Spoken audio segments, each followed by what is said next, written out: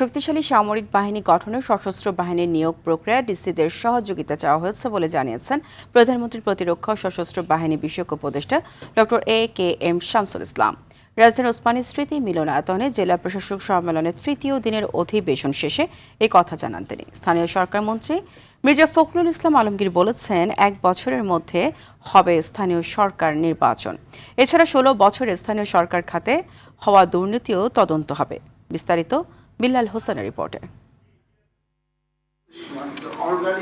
রাজধানীর উসমানী স্মৃতি মিলনায়তনে জেলা প্রশাসক সম্মেলনের তৃতীয় দিনে 8টি অধিবেশনে অংশ নেন সংশ্লিষ্ট মন্ত্রণালয়ের মন্ত্রী, প্রতিমন্ত্রী ও সচিব সহ সরকারের উচ্চ পদস্থ কর্মকর্তারা। দিনের শুরুতেই 3 বাহিনীর প্রধান সহ প্রতিরক্ষা মন্ত্রণালয়ের সঙ্গে মাঠ প্রশাসন ও আইনশৃঙ্খলা সহ নানা বিষয়ে মতবিনিময় হয়।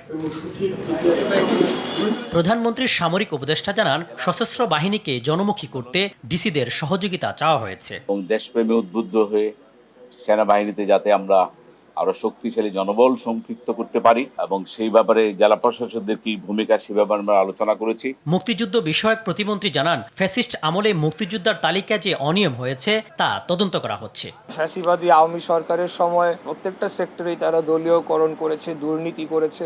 এই দুর্নীতি বা এই অনিয়মগুলার আগামীতে আমরা সেগুলা সুষ্ঠু তদন্ত করব এবং ভবিষ্যতে যাতে এটার রিপিটেশন না হয় কোনো সময়, সেটাও আমরা নিশ্চিত করব।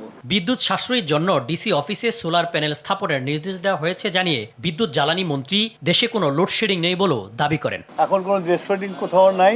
যদি কোথাও বিদ্যুৎ না থাকে তাহলে লাইনের ফল্টের জন্য বিদ্যুৎ থাকে না, কিন্তু আমাদের যে জেনারেশন আছে সেই জেনারেশন দিয়ে আমরা লোডশেডিং মুক্ত রাখতে পারছি। উন্নয়ন কর্মসূচি বাস্তবায়নে ডিসিদের নেতৃত্ব দেওয়ার আহ্বান জানিয়ে স্থানীয় সরকার মন্ত্রী বলেন, 1 বছরের মধ্যে শেষ হবে স্থানীয় সরকার নির্বাচন। 16 বছরে ইনফ্যাক্ট স্থানীয় সরকারের কমিউনিকেশন যেটাকে বলি, এই জায়গাটা অনেক ক্ষতিগ্রস্ত হয়েছে। চেষ্টা করব 1 বছরের মধ্যে আগামী সংসদে আয়োজিত নির্বাচন হয়ে যাবে।